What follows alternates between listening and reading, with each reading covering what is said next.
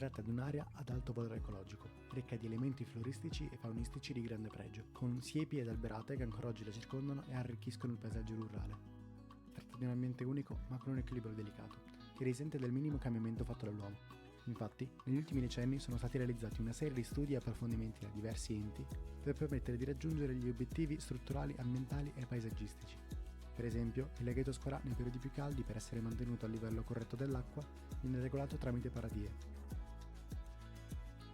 Un ambiente molto importante è il Mulino Sartori, noto come Mulino della Furia, ha ospitato varie attività tra cui lavorazione della lana, del grano, del gesso e del ferro. Un edificio di altrettanta importanza è quello di archeologia industriale, chiamato La Filanda, un setificio del 1858 che veniva utilizzato per trattare la seta, oggi reso condominio residenziale.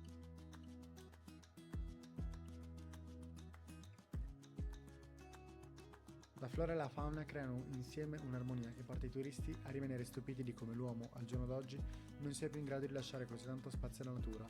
Lungo le sponde troviamo tantissime varietà di fiori e piante rampicanti che personalizzano il paesaggio antropico, avvolgendo rocce e tanto altro. Questo ecosistema ospita una ricca fauna. Le anatre e le papere nuotano serenamente tra le alghe che ricoprono tutto il letto del ruscello, dove nuotano veloci pesci color argento accompagnati da pesci più grandi. Per questo le risorgive sono un ambiente prezioso che va tutelato, non solo perché l'uomo fin dai tempi antichi lo utilizzava come fonte d'acqua dolce per le sue attività, ma anche perché contengono un ecosistema unico che non si può trovare in altri luoghi.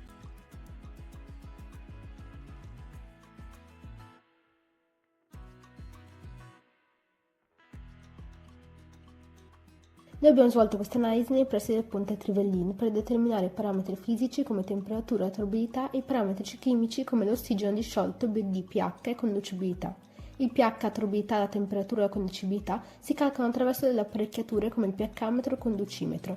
I parametri risultanti da questa analisi rientrano nella norma con un pH di 7,57 e una temperatura di 12 gradi centigradi e una conducibilità di 393 microsim su centimetro. Anche se il parametro più importante è quello dell'ossigeno disciolto, che si svolge tramite una titolazione per trovare la quantità di ossigeno necessaria per i microrganismi per ossidare la materia organica presente nell'acqua. Più il dato sarà alto, meno l'acqua sarà inquinata e viceversa. Inizialmente tutta l'area di Sorgiva è un'azione importante non solo perché ospita una straordinaria biodiversità, ma anche perché sono una fonte naturale d'acqua dolce in Italia, legge che tratta l'insieme delle acque superficiali e sotterranee, il decreto legislativo 152/2006, che rispetto alle leggi vecchie non si concentra più solo sulla quantità dell'acqua, ma anche sull'importanza della sua qualità. Vengono inedito così i consorzi di bonifica, ai quali si affidano ufficialmente nel 1933 il compito di gestire l'acqua per gli scopi domestici o agricoli, ma con la garanzia di un suo utilizzo sostenibile.